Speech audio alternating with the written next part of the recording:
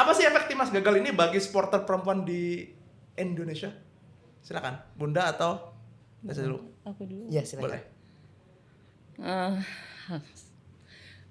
saya sebagai pencinta supporter juga, dan sebagai salah satu ya cucu, dulunya opa saya tuh pelatih timnas juga gitu kan, jadi kental banget ya gitu sepak bola di kita keluarga, di darah kita gitu ya.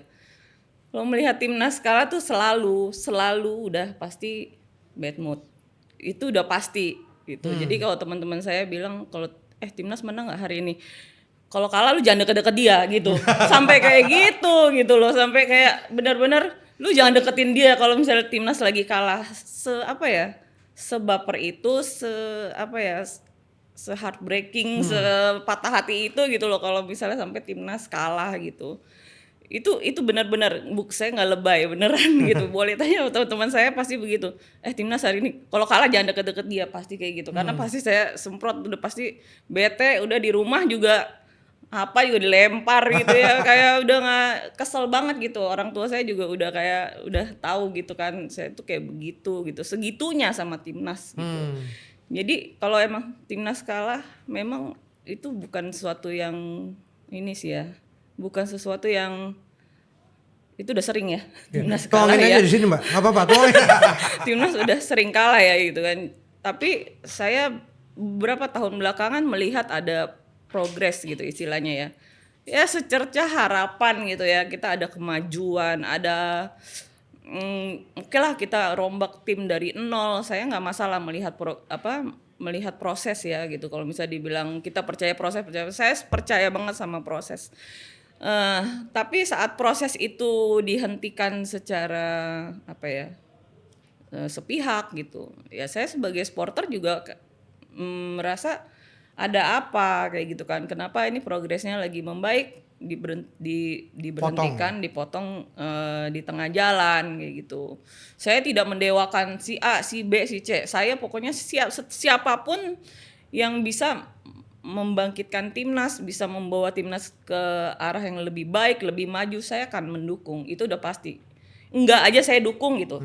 Ya kan istilahnya gitu. Yang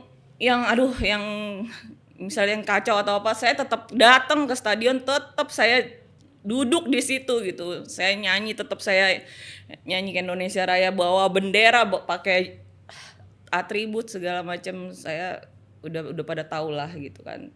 Itu makanya kalau misalnya timnas kalah, saya memang sehancur itu gitu. Itu dari sisi saya, Mbak.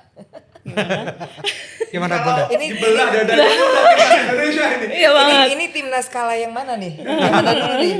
Karena gini, Kalah dan gagal berarti Bang. Gagal lah. gagal Ya, ke gitu. Piala Dunia kemarin, oke.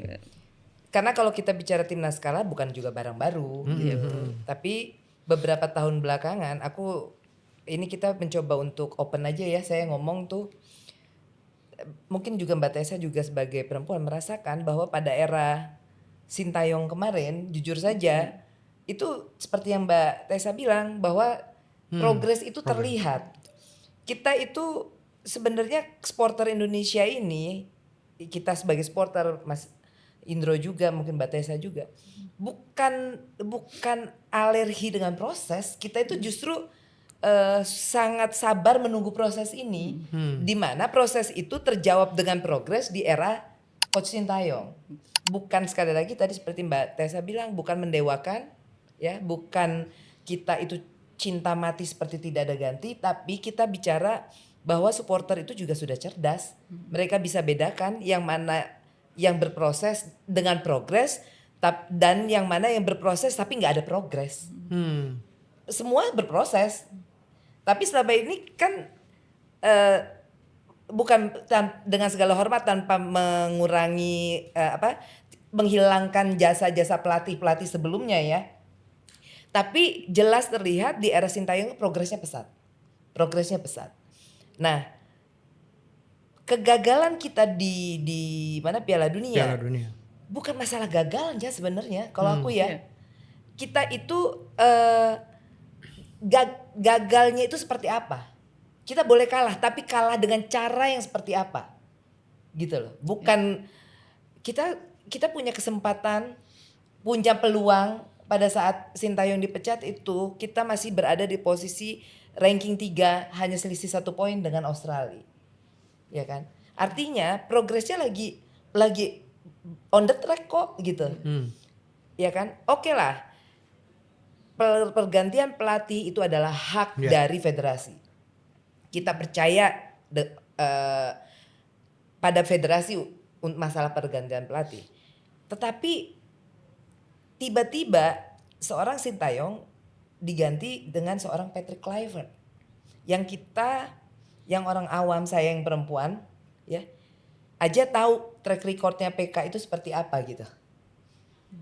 Saya juga nggak tahu bagaimana karena tidak ada transparansi di sini parameter pergantian pelatih itu apa yang membuat pelatih itu harus diganti, karena Indonesia agak aneh, agak unik, aku nggak bilang aneh, agak unik. Arab Saudi itu juga ganti pelatih pada saat Roberto Mancini gagal, ya kan, maksudnya tidak terlalu baik hasilnya, mereka ganti dengan pelatih lamanya, kembali ke pelatih lamanya Herve Renard. Australia kalah lawan Bahrain, ditahan imbang oleh Indonesia, ya diganti juga tuh Graham Arnold, ya kan.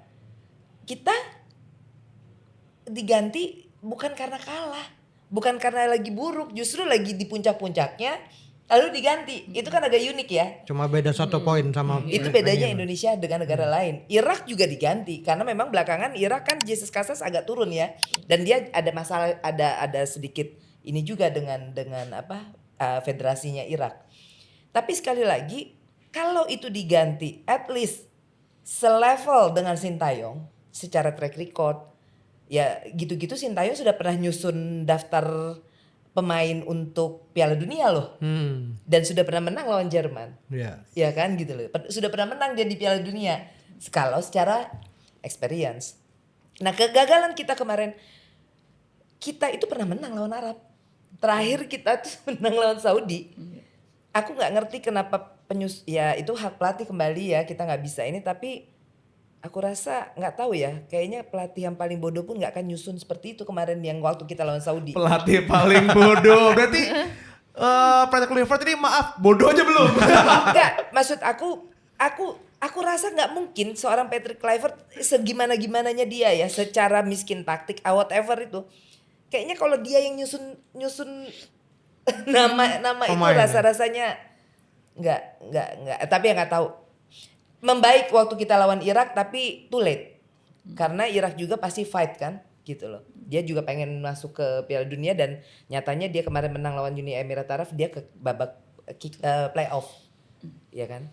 Tapi lawan Saudi itu benar-benar harusnya menurut aku ya kalau kita mau bicara track record kita kemarin, kita lawan Irak belum pernah menang, tapi kita sama Saudi pernah menang. Kalau kita mau menjaga asa, harusnya Saudi dulu gitu. Tapi kita kembali, namanya kita cuman nonton, kita cuman supporter, kita nggak tahu apa yang ada dalam benak pelatih, apa yang terjadi di lapangan oleh pemain.